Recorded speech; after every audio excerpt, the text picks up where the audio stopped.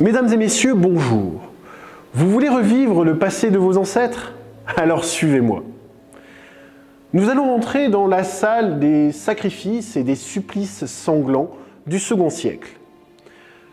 Ainsi, dans cette salle, vous pourrez constater que dans la plupart des œuvres de cette période, l'utilisation de la lumière est dosée et que le relief apporte une émotion particulière aux personnages représentés.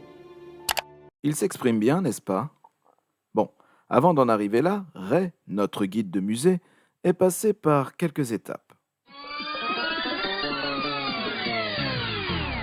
Mesdames et messieurs, bonjour. Vous voulez revivre le passé de vos ancêtres? Nous allons entrer la salle dans les supplices et des sacrifices sans plan. L'utilisation de la lumière est dosée. Dans une prise de parole, contrairement à ce qu'on peut penser, une bonne diction et l'articulation sont des choses primordiales. Loin de nous l'idée de se formater ou de frôler l'élitisme, mais on fait souvent l'erreur, lors d'un cafouillage, de se dire « c'est pas grave, ça passe ». Eh bien non, ça ne passe pas. Parce que lorsqu'on regarde la communication, nous avons déjà des pertes d'informations entre l'émetteur et le récepteur. Alors autant mettre toutes vos chances de votre côté.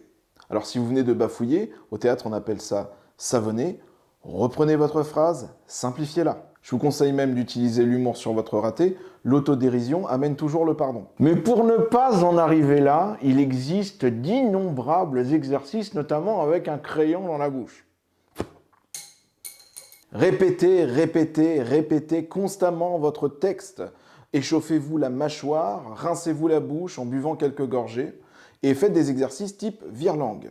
Le vire-langue au théâtre, c'est une suite de mots qui ne veut absolument rien dire, mais qui va vous permettre de jouer sur l'articulation. Tu t'entêtes à tout tenter, tu tues et tu te tues à tant t'entêter. As-tu été à Tahiti? Évidemment, tout cela pour apprendre à articuler, mais aussi pour dédramatiser. Et si vous voulez devenir performant, n'hésitez pas à nous appeler.